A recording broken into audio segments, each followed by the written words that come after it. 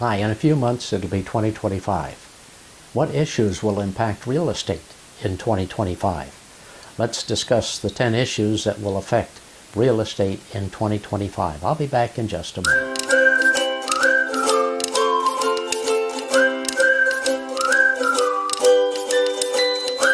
Well, in a few months we'll be in 2025. And what issues will be impacting real estate in 2025? Starting out first will be the political uncertainty.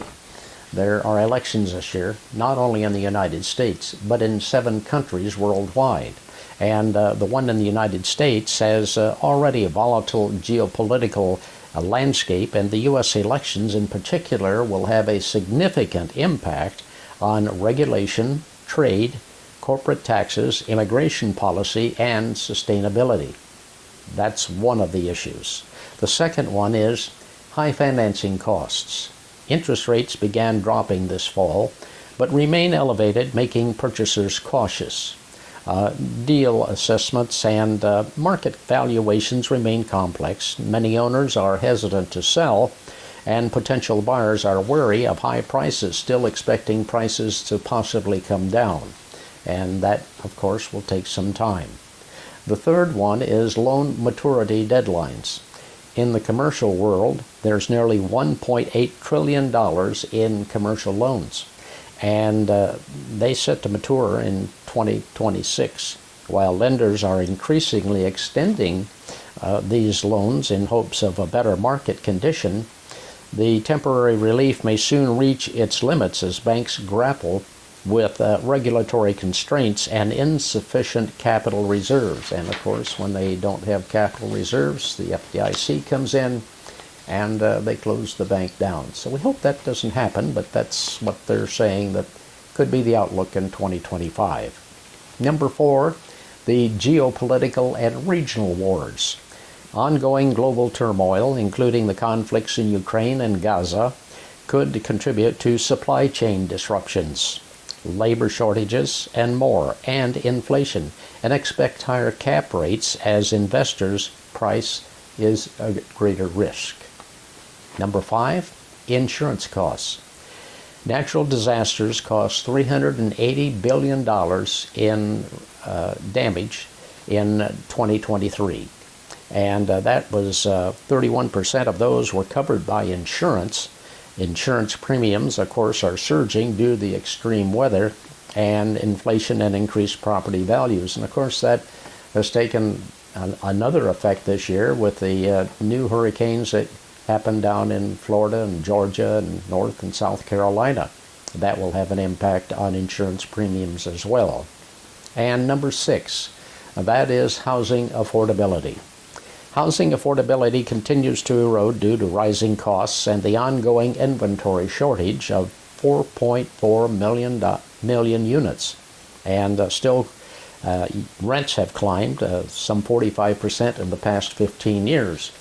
But affordability in Hays is, it's not like the national landscape. You know, we have a new housing development on the east side of town, and homes are selling there for $235,000, and that's a cap on those homes. And they're 3 bedrooms, 2 bath, double car garage, some with basements, some on a slab, and they've been selling quite quickly. And with the interest rates right now at about 6.5%, that seems to be somewhat affordable.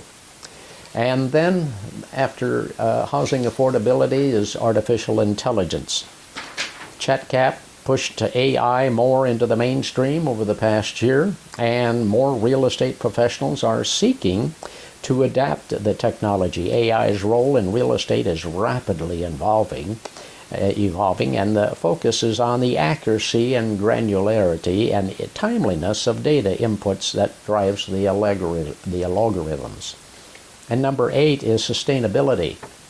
More frequent hurricanes, wildfires, and floods have led to billions of dollars in property damage. Experts have pointed to a need for increased sustainability and climate resiliency in buildings for better able to take care of these risks. They build some homes in Florida that are hurricane resistant to a certain extent, And if more of those were put in place, we probably would not have as much damage as they have in the past. As far as fires, well, that's a little different story. And then there's office conversions. The office vacancy rate is expected to peak by nearly 20% by the end of this year.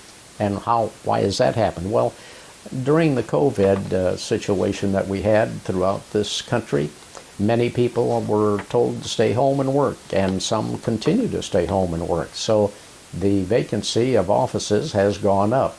Now it's up to the landlords that own those properties or the companies that own them that maybe they need to convert those into living quarters, but that's very expensive and complex, and we'll see how that goes along in 2025. And the number 10 is the price gap expectations. Buyers and sellers haven't been seeing eye to eye when it comes to asset prices, but with the worst of the pricing declines in the past, pricing gaps will likely narrow, and pricing shock is dissipating.